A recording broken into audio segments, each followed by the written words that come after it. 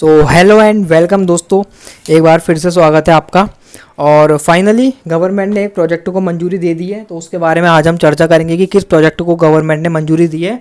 तो जो इंडिया का एक प्रोजेक्ट था, प्रोजेक्ट 75, जिसके तहत 43,000 करोड़ रुपए की लागत की 6 हाईटेक सबमरीन बनेंगी, तो उसको सरकार ने मंजूरी दे दी है। और इसका आप कहाँ कहाँ इंटरकनेक्ट कर सकते हो, तो जो आपका जीएस पेपर 3 है उसमें आपकी यूनिट 12 और यूनिट 19, आप इसको वहाँ पर अगर आप यूनिट पढ़ोगे तो आप समझ जाओगे कि आपको इसको कहाँ पे इंटरकनेक्ट करना है। ये डिफेंस के सेक्टर में है, डिफेंस के सेक्टर में आप इसको इंटरकनेक्ट करोगे। तो इसके बारे में पूरी डिटेल देखते हैं क्या है और क्या नहीं है।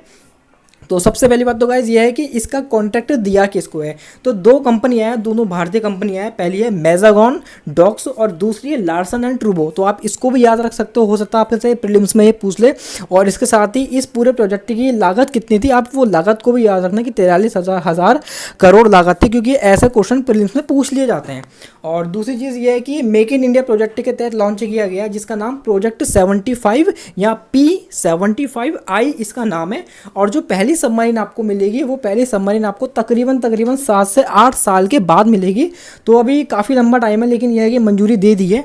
और इसमें हम देखेंगे कि इसकी खासियत क्या क्या है। तो गाइस सबसे पहली बात तो जो हमारे पास ऑलरेडी मौजूद है सबमरीन, जिसको हम स्कॉर्पियन सबमरीन बोलते हैं, उसका जितना साइज़ है उससे भी दुगना साइज़ होने वाला है इन सबमरीन का जो अब बनेंगी। साथ ही जो हमारी इंडियन नेवी थी, उन्होंने डिमांड करी थी कि हमें एक बहुत ही मजबूत फायर पावर वाली जो है सबमरीन चाहिए। तो उसके लिए भी ये प्रोजेक्ट बहुत ज़्यादा ज़रूरी था। और इसके साथ ही इंडियन नेवी जो है उसकी एक और डिमांड थी कि हमारे पास जो एंटी शिप क्रूज मिसाइल है और जो लैंड अटैक क्रूज मिसाइल है, हम उनको इन सबमरीन में लगा सकें। तो अब ये जो सबमरीन बनी है, अब जो बनेगी, उसमें ये सभी जो खासियत है वो ऑलरेडी इसमें इनबिल्ट होंगी। इसके साथ ही ये हमारी स्कॉर्पियन सबमरीन है। तो अब आप इसका साइज़ अंदाज़ा लगा लो, इससे भी दुगने साइज की जो सबमरीन है वो बनने वाली है। और इसके साथ ही इसकी अगर और खासियत देखो तो ये जो पूरी डील हुई है, इस पूरी डील को mother of all under water combat deals भी कहा जा रहा है। उसका रीज़न क्या है, क्योंकि गाइज इसमें हम पानी से ज़मीन पे मार करने वाली जो क्रूज मिसाइल है वो भी होंगी।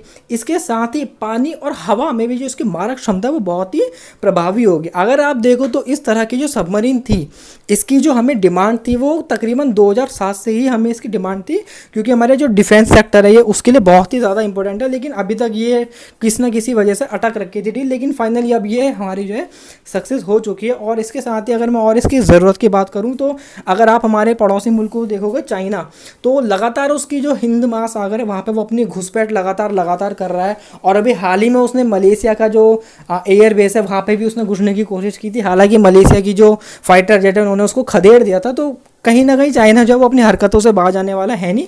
तो वो हिंद महासागर में भी लगातार उसकी घुसपैठ जो है वो बढ़ती जा रही है।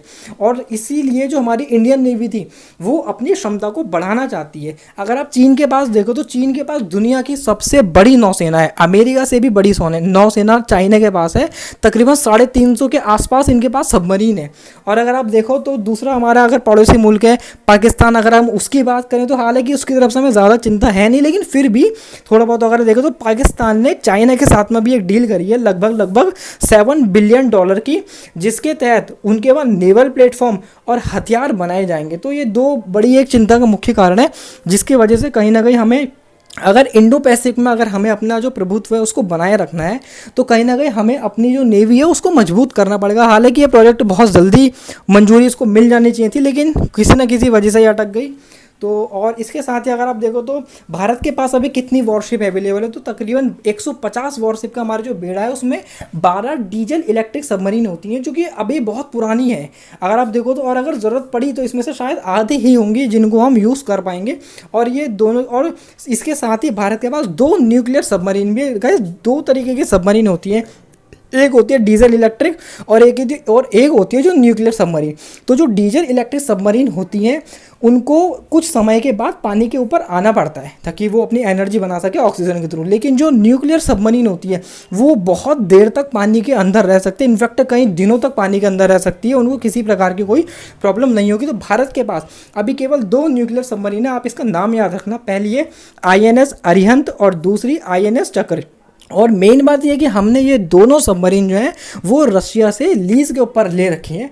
तो कहीं ना कहीं हमें ज़रूरत है अभी न्यूक्लियर सबमरीन की भी। और एक और प्रोजेक्ट भी है जो अभी थोड़ा पेंडिंग में चल रहा है, जिसके तहत हम तकरीबन 6 न्यूक्लियर सबमरीन बनाने की प्लानिंग में है। तो अब देखो गवर्नमेंट जितनी जल्दी उसको मंजूरी देती है। और जो ये हमारा प्रोजेक्ट है ये भी तकरीबन 10 से 12 या 15 सालों में टोटल मिला के इस पर जो खर्चा किया जाएगा वो 43,000 करोड़ रुपए का जो है खर्चा किया जाएगा।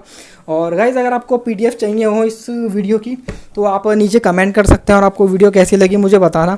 अगर आपको वीडियो अच्छी लगी तो मैं इसी तरह की और वीडियोस बनाऊंगा। और हमारा जो चैनल है ग्लोबल एरा, इसको सब्सक्राइब करें। यहाँ मैं पूरी तरह से आपको हिंदी में ही PDF प्रोवाइड करवाऊंगा और हिंदी में ही समझाऊंगा। और वीडियो अच्छी लगी तो गाइज आप सब्सक्राइब करना और लाइक करना और शेयर करना। Thank you so much.